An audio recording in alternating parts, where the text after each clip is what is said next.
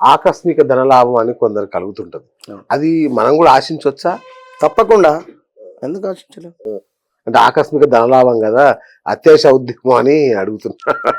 ఆకస్మిక ధనలాభం అనేటువంటి దాంట్లో ఇందులో మన జాతకంలో కొన్ని యోగాలు ఉంటవి. గజకేసరి యోగం కానీ, బుధాదిత్య యోగాలు కానీ, ఇట్లా కొన్ని యోగాలలో ఓకే, మనం ఒక ల్యాండ్ ఒక 2 years 4 years బ్యాక్ కొని పెట్టుకొని ఉన్నాం, స్థిరాస్తి. అది అవును అలా సడన్ గా ల్యాండ్ రేటు పెరిగింది, అది ఆకస్మిక ధనమే కదా. అవును. ఏదో విషయంలో మీ ఫ్రెండ్ పలానా విల్లా ఉంది లేదా పలానా సైట్ ఉందిరా అది అమ్మి పెట్టండి అని చెప్పి అన్నారు. ఒక అనుకోకుండా మీరు చేసినటువంటి ప్రయత్నము మీ జాతక రీత్యా యోగం నడుస్తూ ఉన్నది, అది సక్సెస్ అయ్యింది, దాని నుంచి మీకు ఎంతో కొంత డబ్బు వచ్చింది. ఇది ఆకస్మిక ధనం. ఏమీ పని చేయకుండా ఇంట్లో నేను ఖాళీగా కూర్చుంటాను, నేను ఈ రెమెడీ చేస్తాను, నాకు ఆకస్మిక ధనం అంటే తప్పు. తప్పు. మనము చేసే అటువంటి పని ఏదైతే ఉందో నిత్య జీవితంలో, నేను ఒకటే చెప్తాను, మీ పనే మీకు భగవంతుడు. మీరు దేవాలయానికి వెళతారా వెళ్ళరా తర్వాత సంగతి. మీరు పని చేసే అటువంటి ఆ పరికరాలు కావచ్చును, పరిహారాలు కావచ్చును, మీరు పని చేసే అటువంటి చోటు కావచ్చును, దాన్ని ప్రేమించండి. దాని నుండి ఖచ్చితంగా ఒక పాజిటివిటీ వస్తుంది. మీరు ప్రేమగా పనిచేయండి. ఏదో తిట్టుకుంటూ లేదా ఇంకేదో ఇబ్బంది పడుకుంటూ పని చేసినట్టయితే శని భగవానుడు వృత్తికారకుడు, వృత్తికి అధిపతి. ఎప్పుడైతే మీరు బాధపడుతూ తిట్టుకుంటూ పని చేస్తారో దానివల్ల చాలా నెగిటివ్ ఇంపాక్ట్ అనేటువంటిది మీకు ఉంటుంది. ఆకస్మిక ధనము కాకపోగా అసలు ధనానికే ఎఫెక్ట్ అవుతుంది. కనుక ఆకస్మిక ధన ప్రాప్తికి ఖచ్చితంగా కూడా మనము నిమ్మకాయ పరిహారం చేసుకోవాలి. ఆకస్మిక ధన ప్రాప్తికి ప్రతిరోజు రాహుకాలం సమయంలో కానీ లేదా చాలా చెప్తూ ఉంటాను, ఏమిటి అంటే మనకు చందనము కడ్డీలు అని చెప్పి దొరుకుతాం. నాకు చందనం అంటే గంధం రిలేటెడ్. దీనికి చక్కగా కూడా రెడ్ కలరు త్రాడుతో ఒక 5 చందనపు కడ్డీలకు రెడ్ కలర్ త్రాడుతో ముడివేసి చక్కగా కూడా కొబ్బరి చెట్టుకు లేదా అరటి చెట్టుకు, ముఖ్యంగా అరటి చెట్టుకు ముడివేయాలి. అరటి చెట్టుకు ముడివేయడం వల్ల దీనివల్ల కూడా ఆకస్మిక ధన ప్రాప్తి, అంటే ఇదంతా బ్లాకేజెసే ఆకస్మిక ధన ప్రాప్తి అంటే. ఇప్పుడు గత 6 నెలల నుండి ఒక సైట్ అమ్ముడుపోవటం లేదు, మనం అనుకున్న రేట్ వస్తేనే మనకు కలిసి రావాలనే భావన, ఇలా చాలా ఉంటుంది. ఏదో రోడ్డు మీద వెళుతున్నాం, మనకు బ్యాగ్ దొరికింది, అందులో డబ్బులు ఉన్నాయంటే అది వేరు. అని ఆకస్మిక ధనలాభం అంటే అలానే ఆలోచిస్తున్నాను. అట్లా కాదు, అట్లా ఉండదు, అది పనికి రాదు. అది దానికి 100 రేట్ల ఇబ్బంది ఉంటుంది. ఇవాళ అయ్యో మనం బాగున్నాం, మనం ఒకరి పొట్ట కొట్టామా లేదా తర్వాత సంగతి, కానీ ఏం చేసినా మన పిల్లల కోసమే కదా. అంటే నేను అన్న వర్షన్ ఏంది, పిల్లలు బాగుండాలి అంటే మనం ధర్మంగా ఉండాలి. కరెక్ట్, అంతే. ఇప్పుడు మనం ఏం చేసైనా అది ఫస్ట్ మన బాధ్యత, అది కుటుంబం అనేటువంటి, అంతే కదా. కనుక ఇక అది చాలా ఉన్నవి ఆకస్మిక ధన ప్రాప్తికి, నెంబర్ ఆఫ్ రెమెడీస్ ఉన్నవి, లేవు అని కాదు. మరొకటి నిమ్మకాయ పరిహారం చెప్పారు, ఒకటి నిమ్మకాయ పరిహారము. అండ్ ఇప్పుడు ఈ చందనపు కడ్డీలు, ఇది గురువు బలమే, ఏదన్నా గురు బలం కావాలి. ఇది రాహువు, నిమ్మకాయ ఏమిటంటే రాహువు. ఇక్కడ మనకు ముఖ్యంగా కూడా దుర్ముహూర్తం అని ఉంటుంది, దుర్ముహూర్త సమయం ఉంటుంది. ఈ దుర్ముహూర్తం సమయంలో దీపారాధన చేయాలి, దుర్ముహూర్త సమయంలోనే దీపారాధన చేయాలి. ఈ విధంగా కొత్తగా చెప్తున్నా. అవును, దుర్ముహూర్త సమయంలో దీపారాధన చేస్తే కేతువు వారికి యాక్టివేట్ అవుతాడు. కేతువు కానీ రాహువు కానీ నిజంగా ఒకరి జీవితంలో డౌన్ఫాల్ అవుతూ ఉన్న, టాప్ పొజిషన్కి వెళుతూ ఉన్న ఈ 2 గ్రహాలే. శని అని చెప్పి అందరూ అంటున్నారు కానీ చాలా తప్పు. రాహుగ్రహం కానీ కేతుగ్రహం కానీ, ఈ 2 గ్రహాలు వారికి చక్కటి స్థానంలో ఉంటే, రాహువు ఎక్కడ వృషభంలో ఉచ్చబొందుతాడు, కేతు వచ్చేసి వృశ్చికంలో ఉచ్చబొందుతాడు.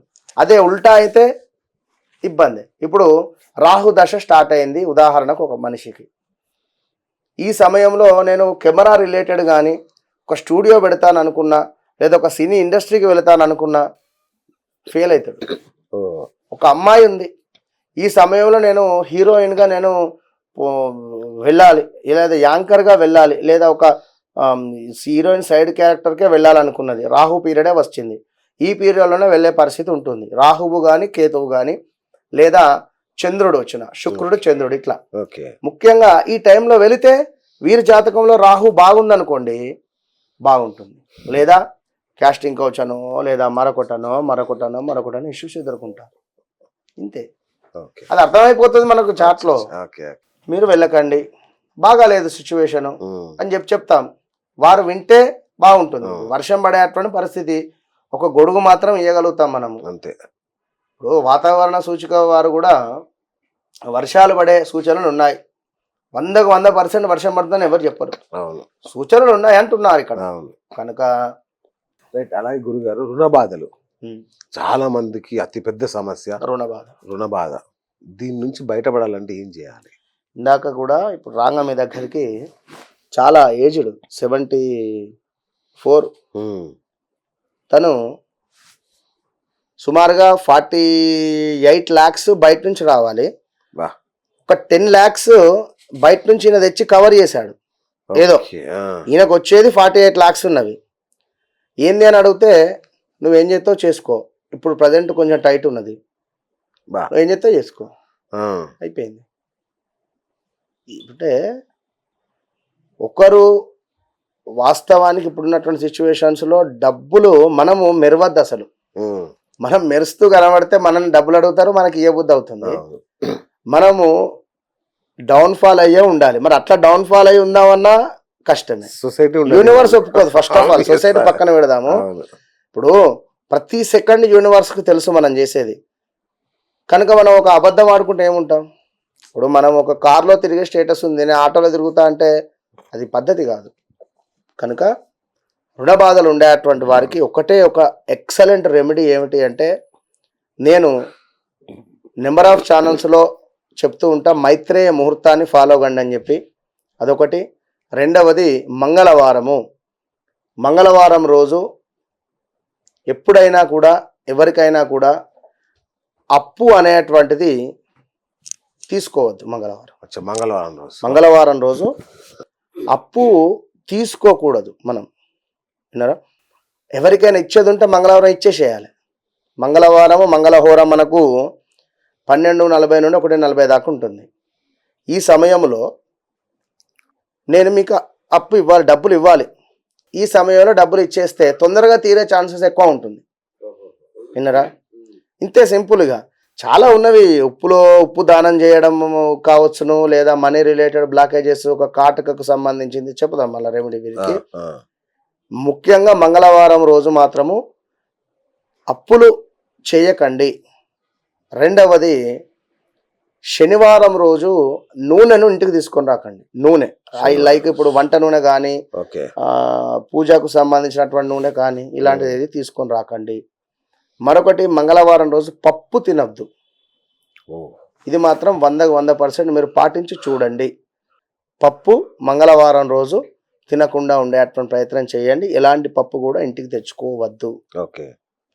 దీనివల్ల మరొక విషయం ఏమిటంటే, ఎవరైతే తిన్నటువంటి కంచము ప్లేట్ ఉంటుందో అందులో తిన్న తర్వాత చెయ్యి కూడా కడగరాదు.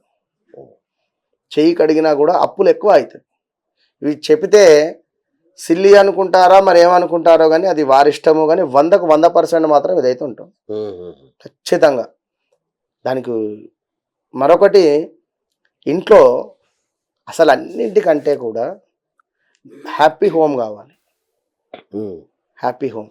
ఈ బిజినెస్ ఇంతటి బిజీ లైఫ్లో ఇంటికి ఎప్పుడు వెళ్తున్నామో తెలియదు. పిల్లలతో మాట్లాడుతున్నామా, అసలు వారితో ప్రేమగా ఉంటున్నామా, లేదా భార్యతో ప్రేమగా ఉంటున్నామా, లేదా ఎప్పుడూ భార్య నవ్వుతూ ఉంటే, ఇది మాత్రం ఖచ్చితంగా చెప్తున్నా, వారికి ఎంత తప్పున్నా కూడా అతి త్వరలో నెరవేరుతుంది. ఇది మాత్రం. రెండవది, ఆడవారిని తక్కువ చేసి మాట్లాడిన శుక్రుడు కదా, లేడీస్ అంటేనే శుక్రుడు. లేడీస్తో ప్రేమగా మాట్లాడకున్నా, తీసేసినట్టు మాట్లాడినా కొంత ఆ శుక్రునికి సంబంధించినటువంటి ఇంపాక్ట్ ఉంటుంది. లగ్జరీ లైఫ్ కావాలి అన్నా, సొసైటీలో గొప్ప పేరు, విఐపి హోదా రావాలన్నా మనీ రిలేటెడ్ ఇష్యూస్ ఉండద్దు అనుకున్నా కూడా శుక్రుడు చంద్రుడు బాగా మనకు ఉపయోగపడాలి. శుక్రుడు చంద్రుడు. శుక్రుడు అంటే ఏమిటి? మనకు వాస్తవానికి మన భార్య శుక్రుడే, శుక్ర స్థానం అది, కలత్ర స్థానం. కుజుడు కూడా వస్తుంది. భార్యను ఏం చేయాలి? గమ్మత్తుగా బయటికి తీసుకొని పోవాలి. భార్యను ఆనందంగా, ఇప్పుడు ఉదాహరణకు వైజాగ్ మనకు బీచ్ వ్యూ ఉండేటువంటి హోటల్ ఉంది. మన భార్యతో అక్కడికి వెళితే ఎంతో ఆనందపడుతుంది. సర్ప్రైజ్.